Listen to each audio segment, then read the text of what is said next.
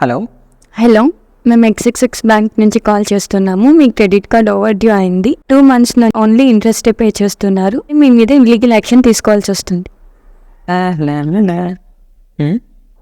Hi sir, ఏమైంది? నాకు తెలియకుండా నా క్రెడిట్ కార్డ్ నేను చాలా వాడేసాను. ఇప్పుడు నేను ఎంత పే చేస్తున్నా దాని ఇంట్రెస్ట్ తప్ప ఇంకేం పే చేయలేకపోతున్నా. నాకు ఇంకో లోన్ తీసుకునే డేర్ కూడా లేదు. ఇంటి నుంచి ఎలా బయటపడాలో అర్థం అవటం లేదు. మీకు బ్యాలెన్స్ ట్రాన్స్ఫర్ మెథడ్ గురించి తెలీదా? అవునా, ఏంటది?